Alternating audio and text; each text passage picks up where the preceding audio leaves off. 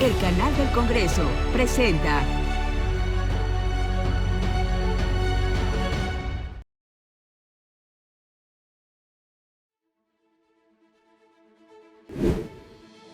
Qué gusto saber que me acompañan nuevamente en Vértice Internacional, este programa que analiza el acontecer internacional y sus impactos para México. El mundo está girando su atención a la cumbre de la PEC que tiene lugar en Perú el 16 de noviembre, el Foro de Cooperación Económico Asia-Pacífico, que está integrado por 21 economías y que está enfrentando una serie de fisuras geopolíticas y de nuevos contextos nacionalistas y proteccionistas que ahora se refuerzan con la furia desglobalizadora de Donald Trump, el expresidente que regresa a la Casa Blanca. En este programa nos preguntamos sobre la importancia de la PEC en la economía internacional, cómo se comporta el bloque latinoamericano en este foro, así como la necesaria vinculación que México tiene con las economías de Asia-Pacífico. Les pido por favor que nos acompañen.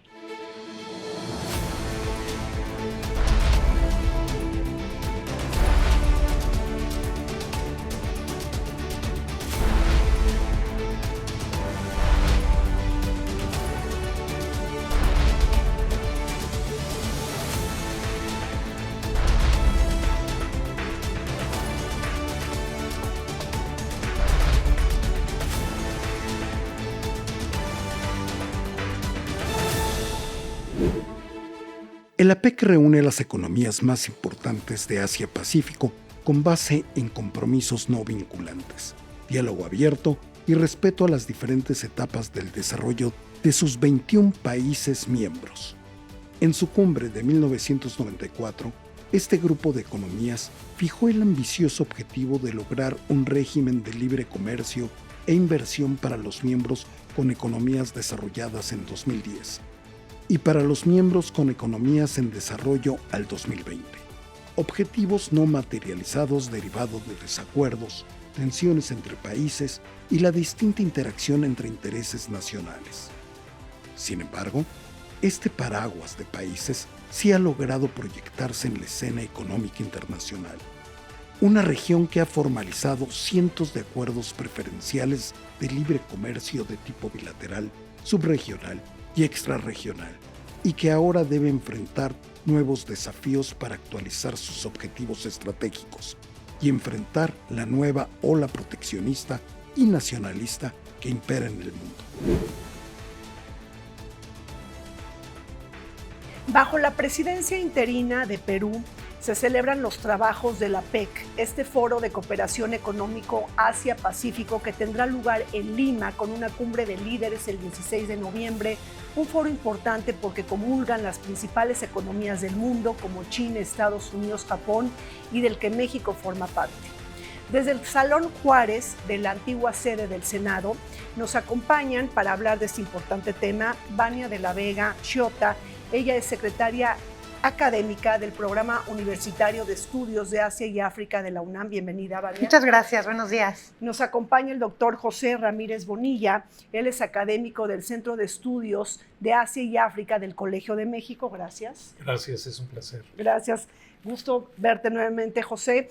Y está con nosotros también Fernando Abrego. Él es profesor investigador del Instituto Politécnico Nacional. Gracias, Fernando. Muchas gracias, encantado. Vania, se cumplen 35 años de la PEC. ¿Por qué es importante este foro económico de Asia-Pacífico? Creo que es importante por muchas cosas. A mí me gustaría dar dos pasitos atrás y primero hablar por qué es importante la región, ¿no? Antes de hablar de este mecanismo de cooperación. Nosotros veníamos de una visión eurocentrista, centrada en el Atlántico Norte específicamente, pero de pronto suceden una serie de cambios desde la Segunda Guerra para acá. Recordemos que la Segunda Guerra tuvo sobre todo la Guerra del Pacífico, y entonces tenemos que aprender a darle la vuelta a esta visión con la que crecimos de este mapamundi y darnos cuenta que no es que América y Asia estén del otro lado del mundo, que si le damos la vuelta, lo único que nos divide es el Pacífico. Además, el Pacífico tiene características muy especiales, porque al tener el anillo de fuego del Pacífico, genera una biodiversidad muy rica, que también genera una cantidad de sociedades y culturas muy diversas.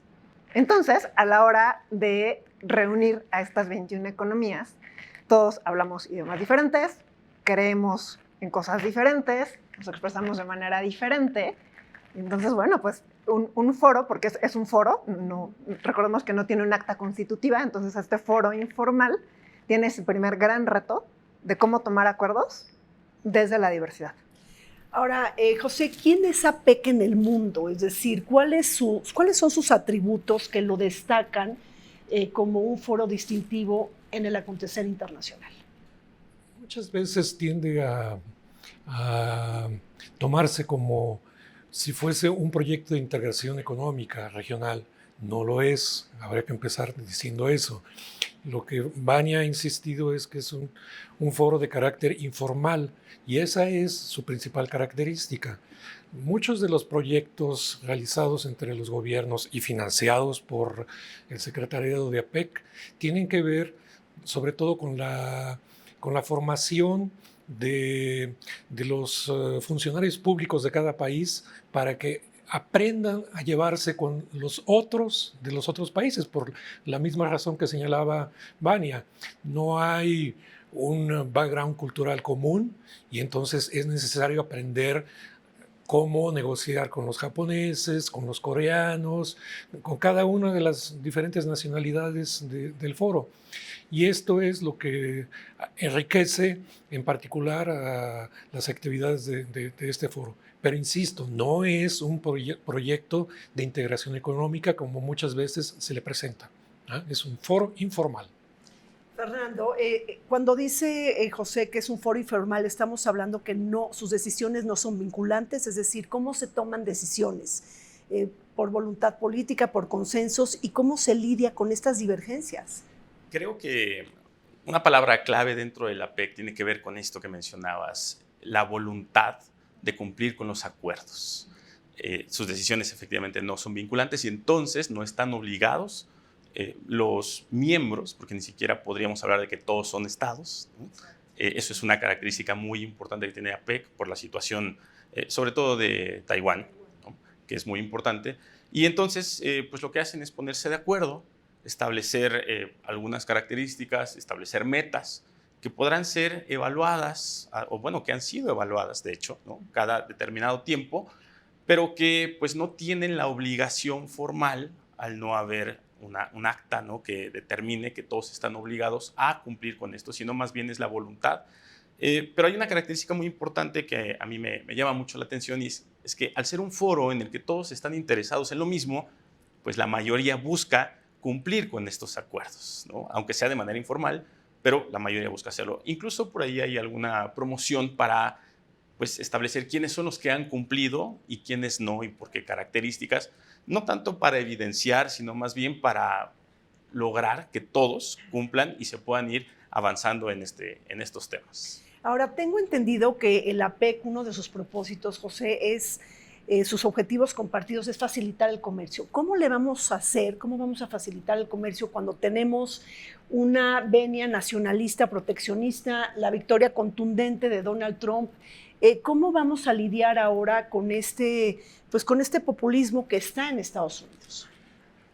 Ahí habría que tener en cuenta los cambios que ha habido, cuando menos en lo que va de los años 2000. En 2018, China apareció como el gran promotor del libre comercio, mientras que el gobierno de Estados Unidos tendía a retrotraerse en ese proyecto que había empezado con la negociación del acuerdo bilateral, de libre comercio bilateral con Israel. Y al llegar China a ocupar un espacio que antes tenía como lugar privilegiado a Estados Unidos, el retiro de Estados Unidos de estas iniciativas ha provocado cambios importantes, al punto tal de que con Trump, cuando él declaró que dejaba de privilegiar los organismos multilaterales para negociar acuerdos bilaterales, foros como APEC, como la Organización Mundial de Comercio, las Naciones Unidas, dejaron de ser el ámbito privilegiado de intervención económica de Estados Unidos para dedicarse a promover proyectos en función de su propio interés. Y yo creo que este es el gran cambio que hemos experimentado en los últimos años y es una de las grandes dificultades. Y México, siendo cercano geográfica y políticamente a Estados Unidos, no puede dejar de sufrir los efectos de estos cambios políticos. Ahora, Trump se sale del acuerdo transpacífico, pero estamos viendo una APEC con diferentes clubes económicos, es decir, ¿cómo están tomando decisiones cuando vemos un foro fragmentado? ¿Sigue siendo, desde tu punto de vista, un foro funcional y atractivo el APEC, o está más bien paralizado en su toma de decisiones? A mí me parece que es funcional, sobre todo porque hay diferentes tipos de miembros. Casi siempre nos enfocamos a los más grandes y a los que están en el contexto global actualmente, ¿no? Como China, como Estados Unidos, como Rusia. Incluso podríamos hablar de Japón o de Canadá, que son las grandes economías. Pero en el foro también hay otro tipo de naciones que participan de ella y que pues, pueden ser importantes, como el caso de Perú, ¿no? Como el caso de Vietnam, o algunas otras naciones del sudeste asiático que todavía no tienen, o no sé si lo vayan a conseguir, pero que no tienen el espacio que tienen las principales economías. Entonces, este tipo de economías en este tipo de foros pueden alcanzar nuevos acuerdos entre ellos, lo cual facilitaría el comercio, ¿no? y los procesos de integración posteriores al propio foro. Entonces, yo creo que dependerá de quién estemos hablando para ver la funcionalidad del foro, pero me parece que en su mayoría es funcional. Vani, ¿cómo estás viendo entonces la llegada de Trump? Es decir, ¿esta furia desglobalizadora hace que la PEC pierda fuerza? Me parece que al tener reunidas de manera anual a 21 economías tan diversas, y ojo, las economías más grandes del mundo también, o bueno, faltaría, por supuesto, quien ha estado desde los 90 en la lista de espera de poderse integrar a APEC, que es la India, pero bueno, fuera de la India, las grandes economías están en APEC, ¿no? Entonces, ahora que hablamos de este regreso a los nacionalismos, venimos nosotros de un sexenio donde la mejor política exterior es la política interior, ¿no? Con los anuncios que ha hecho el gobierno de Claudia Sheinbaum, parece ser que baje 20, entonces, bueno, viene un cambio, pero justamente pensaba que de las pocas salidas que hizo el presidente anterior, Andrés Manuel López Obrador, fue a la cumbre de la APEC en San Francisco. Sí, y cuando va a San Francisco, no solamente va a APEC, se reúne de manera paralela con Xi Jinping y también con el primer ministro de Canadá. Entonces, estos foros facilitan esta comunicación, bueno, sí, por supuesto, entre los líderes de las economías, y es líderes de las economías, pues por el caso de China, que tiene 3 representantes dentro de APEC. Pero entonces, al tenerlos ahí reunidos, bueno, pues pueden también atender asuntos bilaterales. Y eso no solamente sucede en APEC, ¿no? O sea, cuando son las cumbres, pueden atender este tipo de cosas. Claro. Ahora, estoy pensando un poco en APEC como un proyecto económico importante. Digo, José dijo que no era de integración económica, pero ¿cómo también podemos facilitar el comercio cuando está ensombrecido por las fisuras geopolíticas? Es decir, hay choques geopolíticos ahí.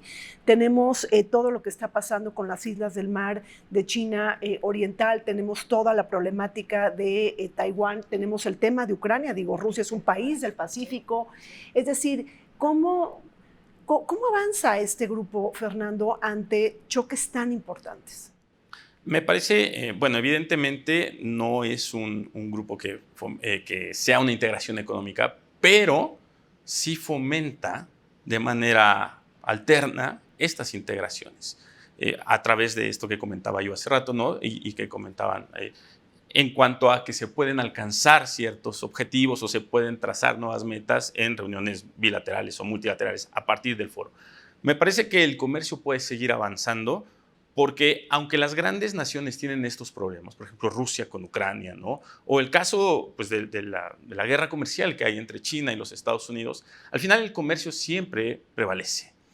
Puede haber diferencias diplomáticas, políticas, en cuanto al decir de los representantes, pero la realidad es que el comercio sigue funcionando, ¿no? Un gran ejemplo de ello es que bueno, China es el segundo socio comercial más importante para los Estados Unidos. Entonces, a pesar de que pueda haber un problema político o diplomático entre las naciones, pues la realidad es que sigue habiendo esta cooperación económica. Claro, llama más la atención lo que dice cada uno de sus representantes que los números económicos, pero al final existe esta relación y me parece que entonces el comercio sigue fluyendo a partir de todas estas grandes naciones, pero también de las naciones pequeñas que van de la mano de estos grandes países. Ahora, el comercio es importantísimo, José, pero pues viene una guerra arancelaria, ¿no? De acuerdo a lo que ha declarado Donald Trump. Entonces, ¿cómo va a comportarse las economías, las 21 economías al interior de la PEC con esta furia? Sí, justamente. El comercio existe, pero lo que me parece que hay que tener en cuenta son las condiciones en las cuales ahora se desarrolla el comercio y las condiciones en que se desarrolla en particular entre determinados miembros de este foro o de la economía mundial.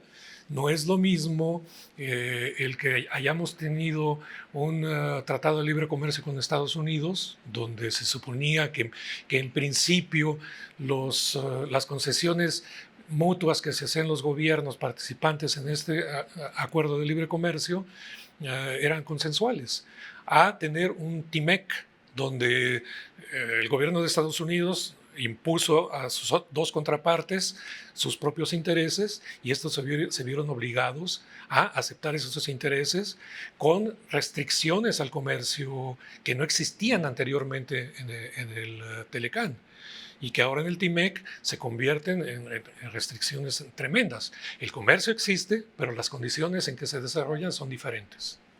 Ahora, Vania, coexisten o rivalizan, o sea, es que uno piensa en el TEMEC, pero por un lado está el acuerdo RCEP, el de acuerdo de libre comercio que está liderando China. Luego está el nuevo acuerdo transpacífico del que se salió Estados Unidos, el llamado, creo que es el TIPAT. Luego tenemos el Indo-Pacífico. Entonces, a ver, ¿compiten entre sí todas estas iniciativas? Yo creo que nos tenemos que ir a los números, ¿no? O sea, la dependencia comercial de México sigue siendo una realidad. Dependemos cerca del 90% del comercio que tenemos con Estados Unidos. Pero ojo, porque si vemos la manera en la que tradicionalmente medimos el comercio por medio de la balanza comercial, tenemos un superávit de manera permanente con Estados Unidos y un déficit con Asia del Este. Entonces, tenemos que entender esto ya de una manera más triangular, porque entonces traemos una serie de bienes intermedios que se terminan de ensamblar aquí y, bueno, cruzan la frontera varias veces. Entonces, pues, realmente lo que sucede con el comercio internacional de México tiene totalmente que ver con lo que sucede con Estados Unidos. Sin embargo, pues, la relación con China y con su gran proyecto de política exterior y con el acuerdo para la asociación económica que tenemos con Japón son muy complementarios. Entonces, por un lado, justamente tenemos que estar muy atentos a qué decisiones y a qué anuncios va a hacer el nuevo gobierno de los Estados Unidos, porque dice, bueno, sí, let's make America great again, y realmente qué tanto va a hacer en el discurso y qué tanta industria va a regresar, que ya Estados Unidos ya era un país desindustrializado, si va a regresar, si la maquila se va a quedar aquí, vamos a seguirlo trayendo de China y del sudeste de Asia. Entonces creo que vienen anuncios importantes, ¿no? Pues así es, una serie de interrogantes en este tema tan importante, la cumbre de líderes de la PEC en Lima, Perú. Hacemos una pausa, regresamos.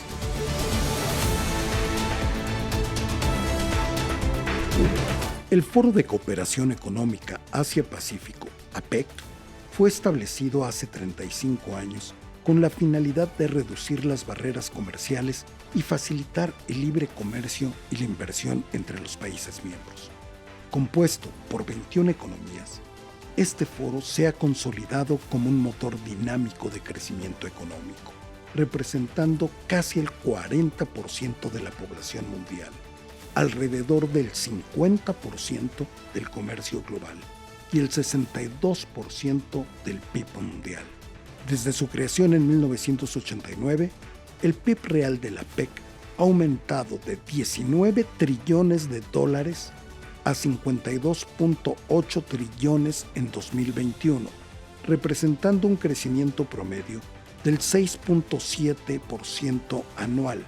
Es importante señalar que el Foro de la PEC opera bajo decisiones por consenso y no impone compromisos vinculantes, sino que sus acciones son voluntarias.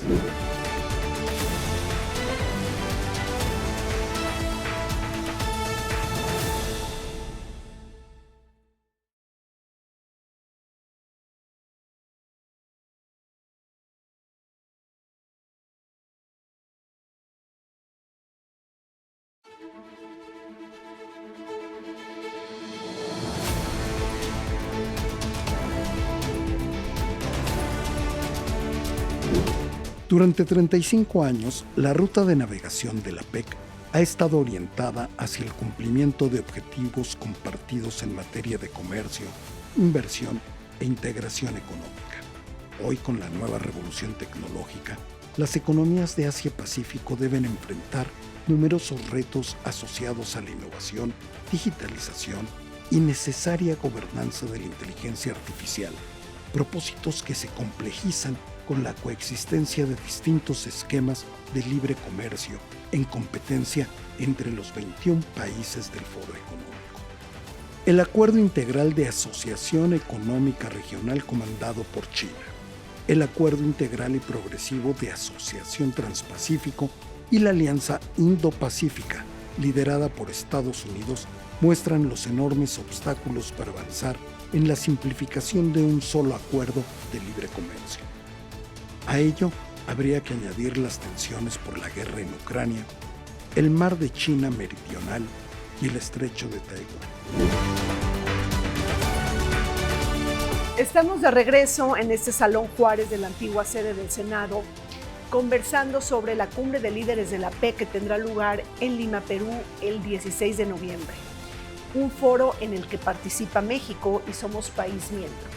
Fernando, se ha hablado mucho de los objetivos de Bogor de liberalización comercial. ¿Se han cumplido? ¿Se necesitan actualizar? ¿Qué opinas? Claro, lo que pasa es que uno de los objetivos es esta liberalización, pero también hay que hablar de la facilitación del comercio. Entonces yo creo que ahí, que también es el segundo objetivo, pero que es muy importante entender que una cosa es intentar liberalizar y otra cosa es facilitarlo. Me parece que se han cumplido a medias algunos objetivos, sobre todo porque estos objetivos fueron planteados desde un contexto que no existe más. Eso es muy importante entender.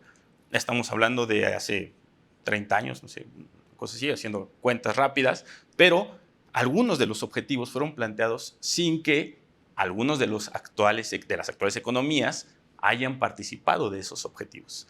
Y que además esas economías pues no eran lo que son ahora, ¿no? Tantos años después. Entonces, me parece que es importante entender que estos objetivos han ido trazándose y se han ido cumpliendo de acuerdo a las necesidades de algunas de estas economías, pero que evidentemente no todos han sido cubiertos de forma puntual.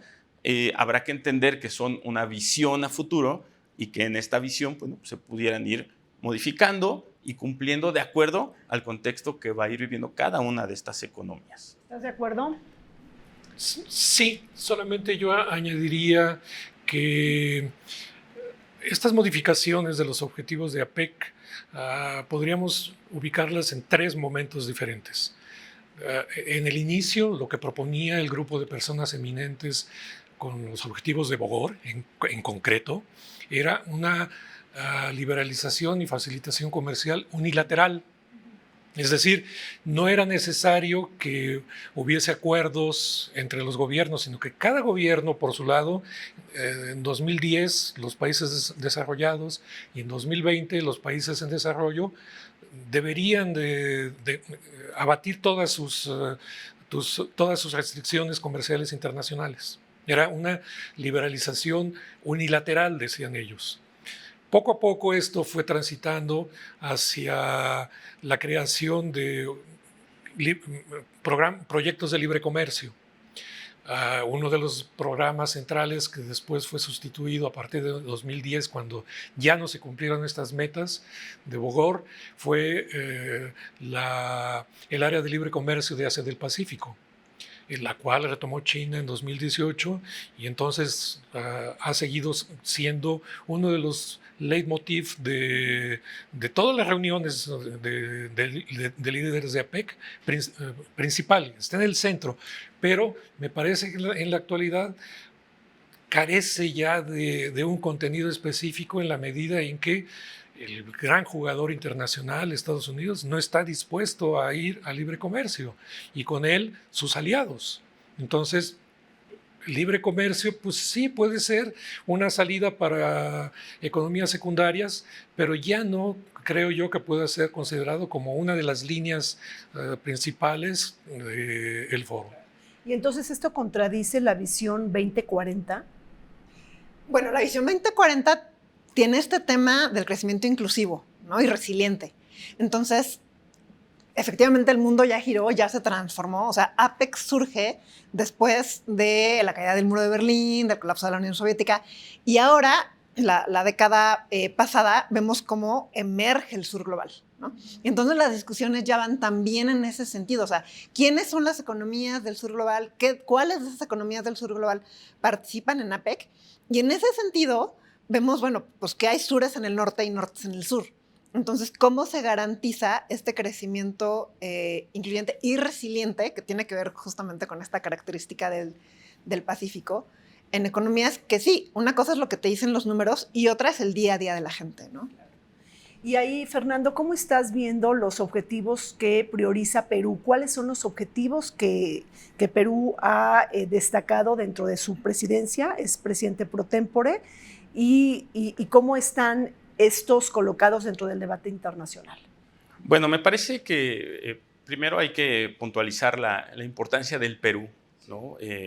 Porque desde que se integró como miembro del APEC, pues es la tercera vez que va a dirigir la presidencia pro tempore, ¿no? Entonces, esto es importante para entender el posicionamiento de una de las economías, como bien decía Vania ahorita, que hay nortes en el sur, ¿no? Que están transformándose y que no se tenían en cuenta hace algunos años. Entonces, me parece que Perú es un buen ejemplo para entender que APEC no solamente está orientado hacia Asia, valga la redundancia, ¿no? En el Pacífico asiático, sino que América Latina también empieza a tomar parte importante del propio foro y de estas economías. Aunque sabemos que son más las de Asia-Pacífico que las de América Pacífico, ¿no? Acá solamente Chile, ¿no? Perú y México. Me parece que el hecho de que Perú enfoque estos nuevos objetivos, esta nueva visión hacia el 2040 y que tome esta presidencia, es un punto medular para que nuevas economías, dentro de estas 21, por supuesto, empiecen a tomar un valor más importante y que se empiece a ver a la América Latina como un punto importante alternativo a la problemática que se va a tener con los Estados Unidos dentro del propio foro. Ahora, pero ¿cómo reciben los mandatarios de estas 21 economías que Perú presida los trabajos, José, en un momento en donde Dina Boluarte tiene el 5% de popularidad y en donde es una presidenta interina que no ha pasado por el juicio de las urnas? A estas alturas yo creo que no es un problema muy grande para la mayoría de los gobernantes que participan en esto. Fuera de eso, para los demás, Rusia, China. sí, para los demás líderes, no creo que sea de importancia este problema. Al contrario, yo creo que el hecho de que la economía peruana esté ahora orientada hacia Asia, para ellos es un signo reconfortante de esto. Mientras que México sigue estando replegado sobre América del Norte, pues seguirá siendo considerado como un aliado de Estados Unidos y no más. Ahora, ¿qué propuestas temáticas tiene Perú, Vania, para el debate de esta cumbre importante que va a haber en Lima? Bueno, el tema de comercio electrónico, por ejemplo, a mí me parece sumamente importante porque justamente tiende a la democratización, ¿no?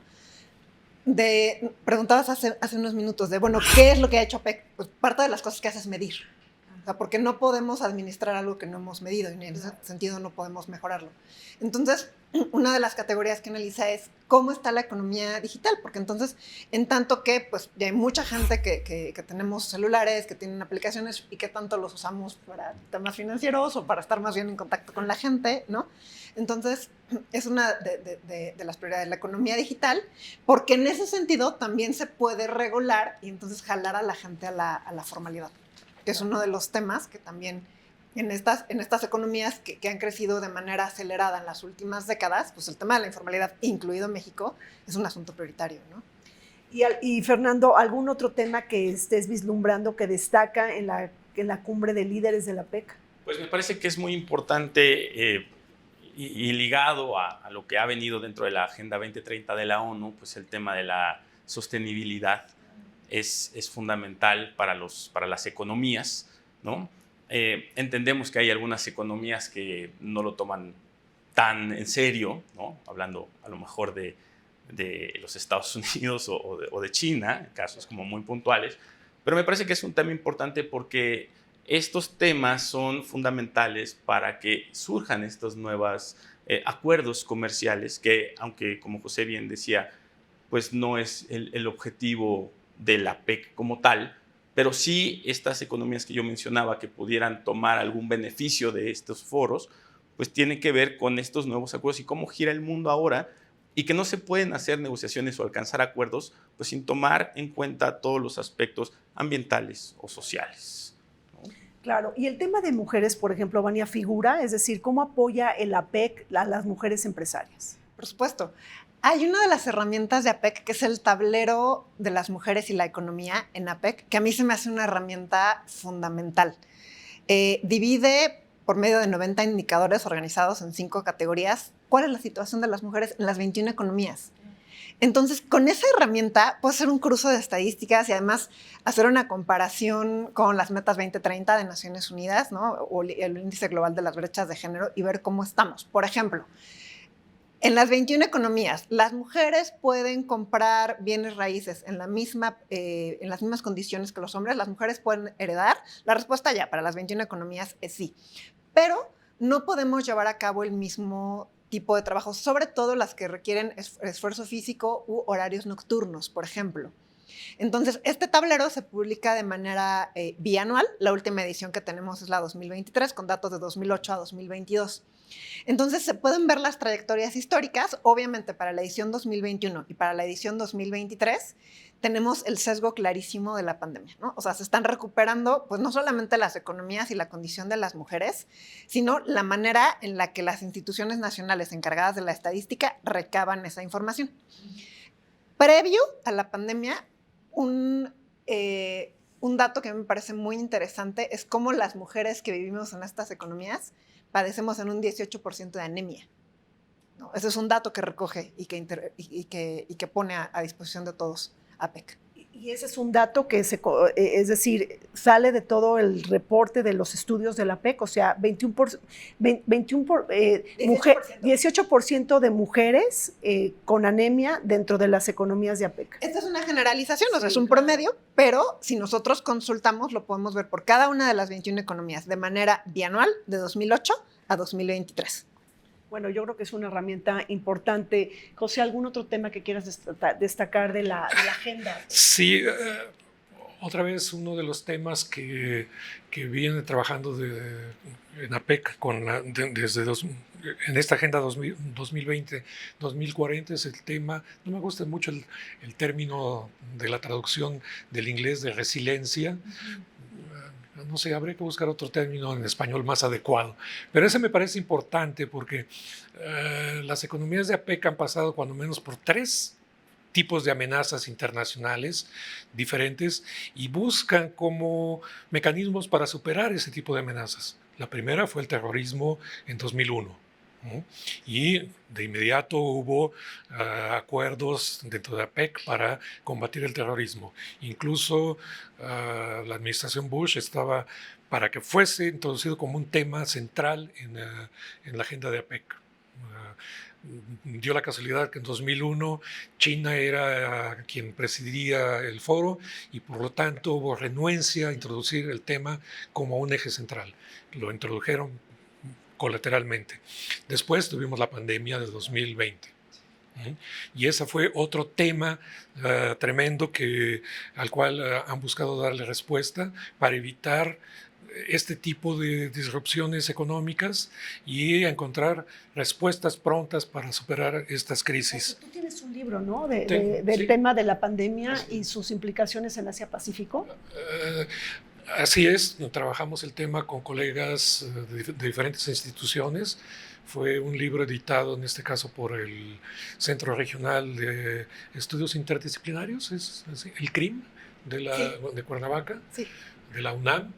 Y el resultado pues era muy interesante, ¿no? Entonces, nos limitamos a analizar el problema en Asia del Pacífico, en las economías que fueron más exitosas para controlarlo durante la primera fase de la pandemia. Después ya fue otra historia. Claro.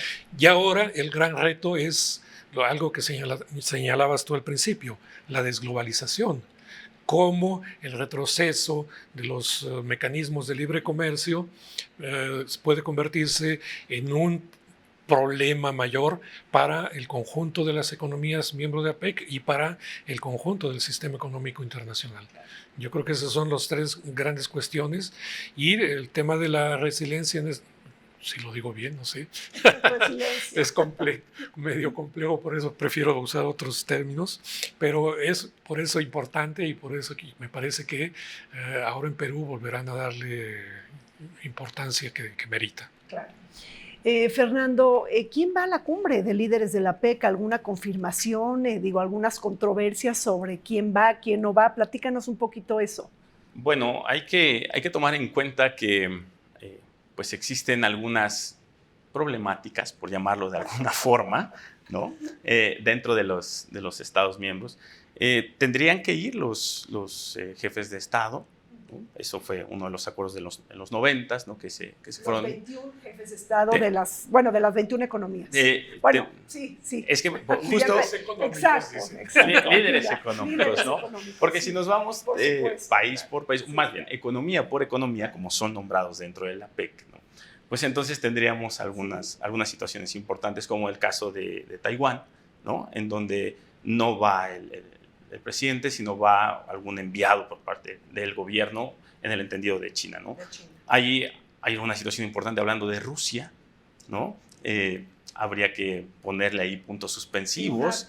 Corte Penal Internacional, claro, que de alguna manera lo limita. Lo restringe. Bueno, no es que lo limite, pero sabemos lo que puede pasar si él sale de Rusia, el presidente, ¿no? Habrá que ver, parece, en el gobierno ahora con mexicano, pues habrá que ver a quién envían. En este caso, pues tendría que ser, me parece que Marcelo Ebrard, ¿no? Como secretario de Economía.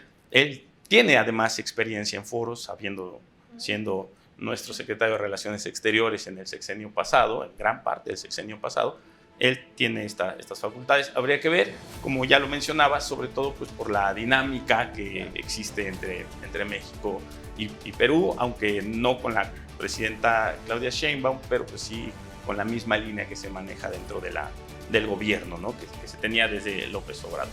Pues así es, esta cumbre de la APEC, que es la última de Biden, sería la primera de la presidenta de México, Claudia Sheinbaum, y también de otros líderes, por ejemplo, de Singapur, de Tailandia también, y bueno, pues ya lo dije, de nuestro país. Hacemos un corte, regresamos.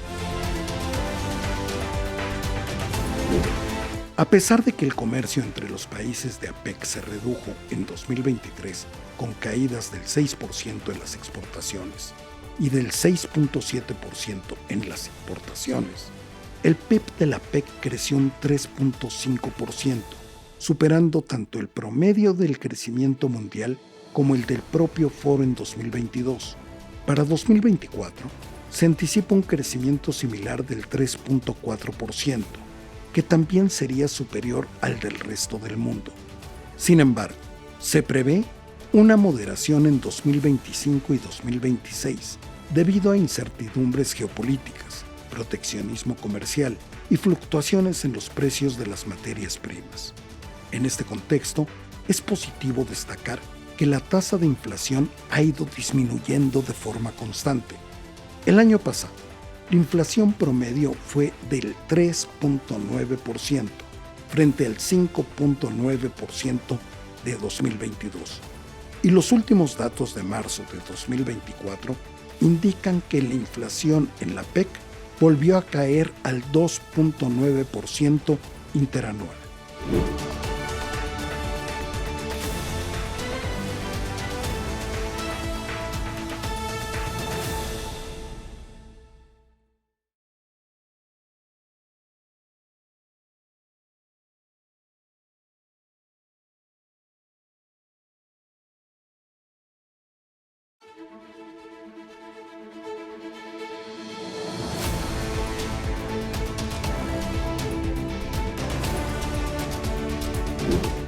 México es un país de múltiples pertenencias.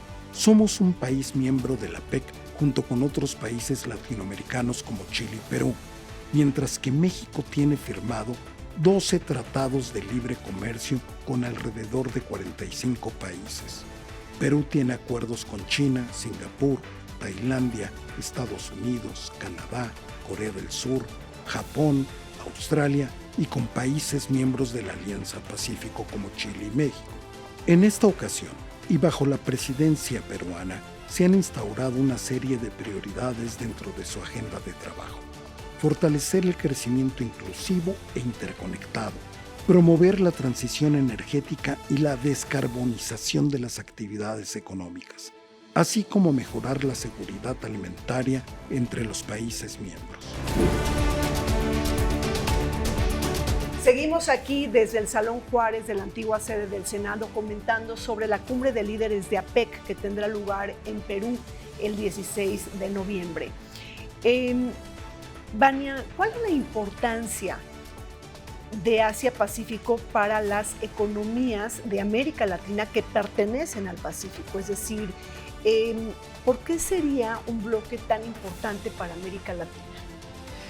Primeramente, por el peso específico que tienen las economías asiáticas al día de hoy, ¿no? O sea, son todos los líderes manufactureros y que, como ya platicábamos hace algunos minutos, las economías de América Latina importan estas manufacturas, las ensamblan y después las redistribuyen, sobre todo en manufacturas de bajo y medio valor agregado, ¿no?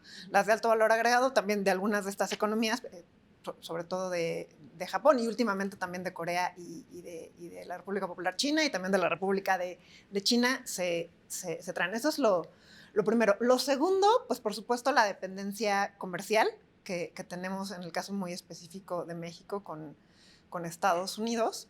Y creo que también, sobre todo considerando que este año la sede es Perú, el tema histórico, ¿no? O sea, las diásporas que hay de China y de Japón en estas economías que forman parte de APEC es importante. Y también a lo mejor hablar un poco de los parteaguas. O sea, cuando estas economías se integran, estábamos en esta dinámica de que pues ya solamente se veía a Estados Unidos como el hegemón, y ahora hay una reconfiguración donde tenemos que voltear sí o sí al Pacífico y, por ejemplo, a la iniciativa de la Franja y la Ruta, ¿no? de China.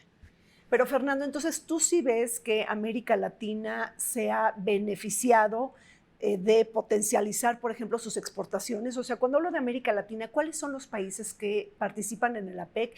Y si estas economías se han beneficiado de vender o de promover sus exportaciones a este foro. Claro, puntualmente las economías latinoamericanas, además del caso de México, son Perú y Chile, que participan en APEC. La realidad es que sí, me parece que es muy importante. Por ahí pues estuve hace algunos días en un congreso en AMEI y escuchaba yo una visión que me encantó, en donde decían que en el caso de las hegemonías, el pasado era Europa, el presente era Norteamérica y el futuro era Asia-Pacífico. China, caso específico. Pero yo hacía un análisis sobre América Latina y decía, bueno, América Latina tiene la opción de enfocarse en el pasado, en el presente o en el futuro y aprovechar todas las visiones. La situación que tiene el caso ahorita específicamente de Chile y de Perú es que a través de los nexos que tienen con otras regiones o subregiones en el continente, en América, en Latinoamérica específicamente, pueden aprovechar más la ventaja de las inversiones de Asia-Pacífico en América Latina y fortalecer estas integraciones que ya traen también desde hace 20, 30, 35 años, ¿no? Caso específico, por ejemplo, Perú, no solo con la Alianza del Pacífico, sino, por ejemplo, a través de la Comunidad Andina de Naciones, en donde pueden traer otras naciones que participan del comercio con ellos, entendiendo que América Latina tiene una población importante, 650 millones de habitantes. Entonces es un buen mercado hacia adentro, pero también hacia afuera, beneficiándose de lo que hay en los países del Pacífico, pero en Asia. Ahora, José, ¿por qué Colombia y Ecuador, que son países del Pacífico, no son miembros de la APEC? Hubo en el pasado relaciones privilegiadas entre los países fundadores del foro y sus socios subregionales. Papúa Nueva Guinea, por ejemplo, uno se pregunta, ¿y qué tiene que hacer en un foro como este? Pero fue respaldado por Australia para convertirse en miembro de APEC. China, Taiwán, no fueron miembros fundadores. Ellos fueron invitados a iniciativa de Singapur en 1990 y en 1991 fueron integrados como miembros de pleno derecho.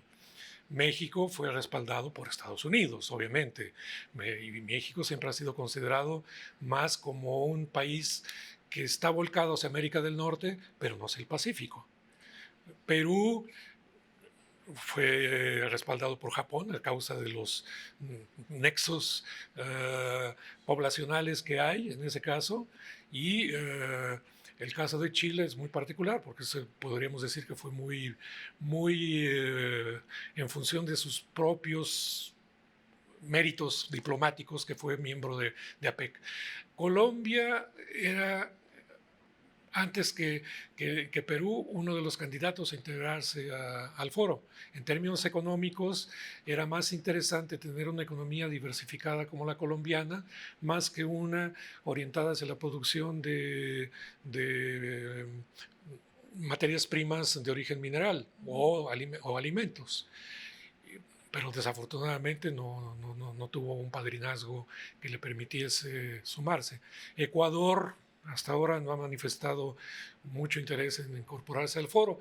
Y en términos concretos, económicos, me parece que el foro no es, a fin de cuentas, una panacea para resolver los problemas económicos de cada uno de los países. Dependerá más que nada de la manera como cada país lleva a cabo su propia política económica para generar vínculos comerciales, vínculos de inversiones, etc. El foro es algo relativamente secundario en ese sentido. Ahora, nos señala José que Colombia no participa dentro de la APEC, pero sí es miembro, Vania, de la Alianza del Pacífico. ¿Cómo estás viendo, qué lectura tienes de cómo está evolucionando la Alianza del Pacífico? La Alianza del Pacífico, primero me gustaría hacer un par de consideraciones geográficas, ¿no? Muchas veces nosotros hablamos desde la normalidad de que en México tenemos salida al Océano Pacífico y también al Océano Atlántico, al Atlántico. No todos los países lo tienen, ¿no? Colombia también lo tiene. Entonces, esto nos da una identidad muy propia que México no siempre ha sabido explotar, porque justamente tenemos una gran dependencia, bueno, ahorita estamos hablando de comercio, pero también política con Estados Unidos, y hay cosas que se nos olvidan, por ejemplo, nuestra tercera raíz, cosa que en Colombia lo explotan de una manera muchísimo más activa y tienen lazos, y bueno, estamos hablando de la Alianza del Pacífico, pero si nos vamos al resto de América Latina y que es, digamos, del Caribe, la tercera raíz es algo que está de manera permanente y que tiene también beneficios en términos de negociación, ¿no? Entonces, bueno, pues establece una pequeña moratoria para que no tenga nuevos integrantes, entonces Colombia se queda pues, de alguna manera en la lista de espera y que a lo mejor tiene que pagar consecuencias que vienen de, pues justamente de tener el ingreso de la India, ¿no? Entonces, de la Alianza del Pacífico, pues sí, México tiene algunos beneficios, pues manda de manera permanente estudiantes, ¿no?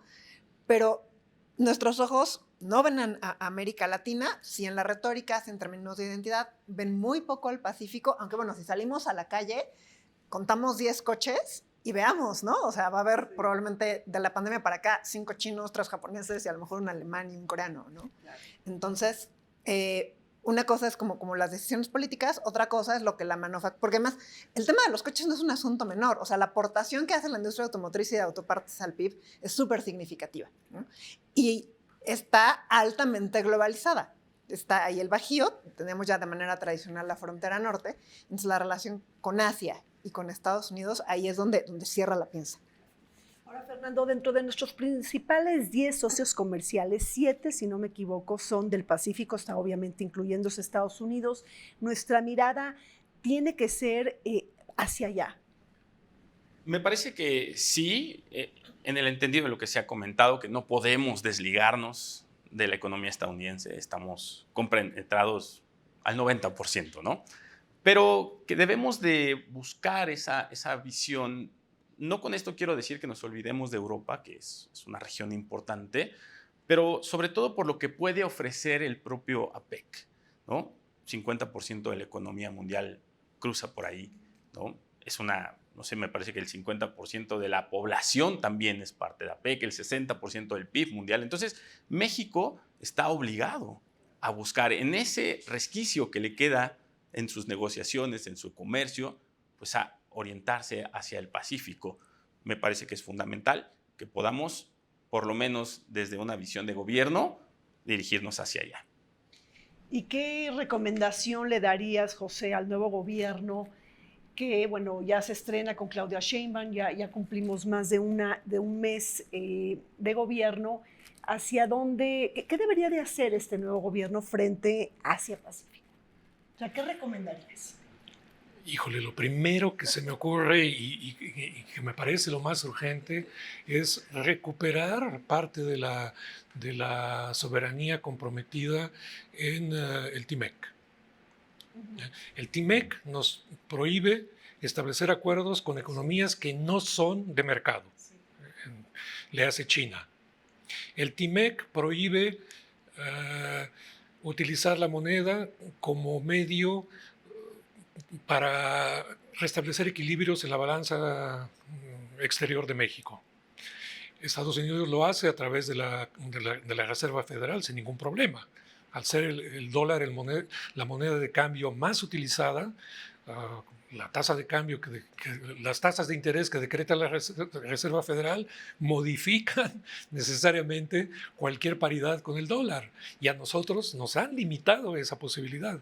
Entonces yo creo que para poder operar más libremente, lo primero que tendríamos que hacer sería en la próxima negociación del TIMEC, decirle, señores, el TIMEC sanciona nuestra soberanía y necesitamos recuperarla. Yo creo que ese es lo primero que tendríamos que hacer y lo primero que yo aconsejaría.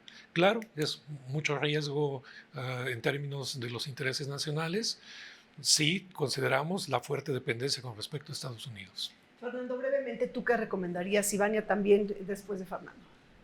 Bueno, me parece que la parte diplomática es muy importante. México debe de retomar su participación, me parece que debe retomar su participación en los foros internacionales.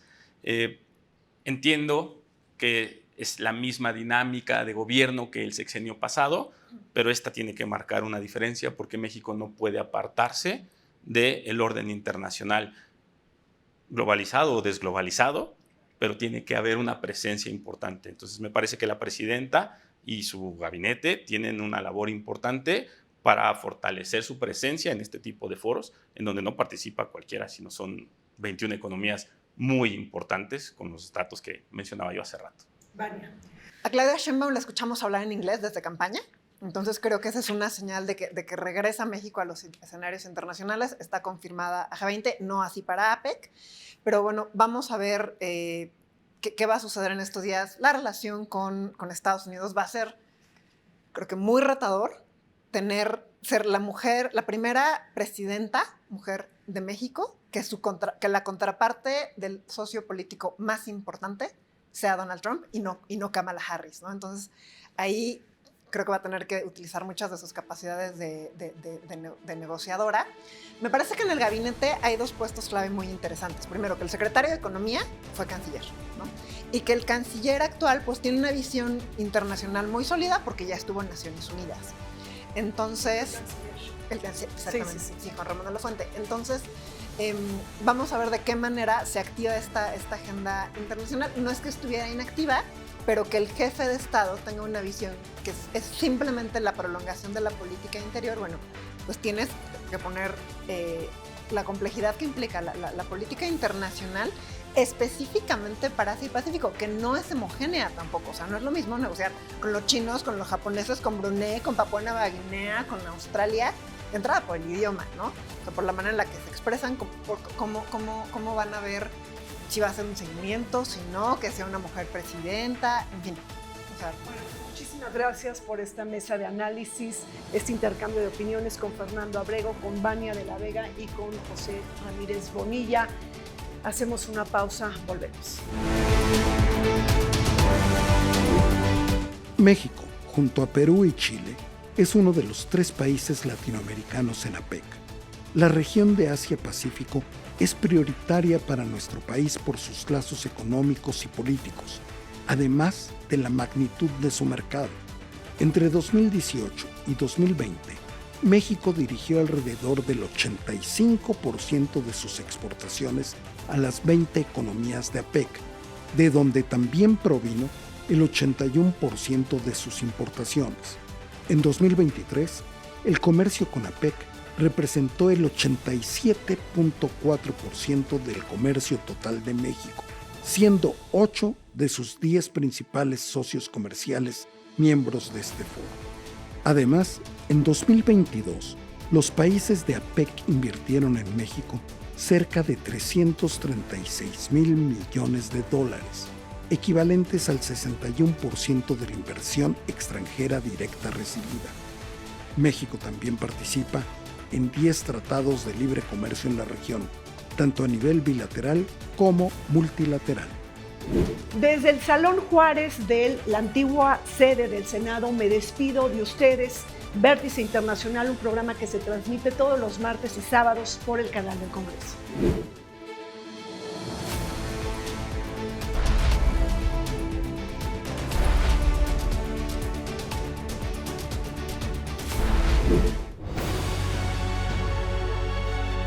El canal del Congreso presentó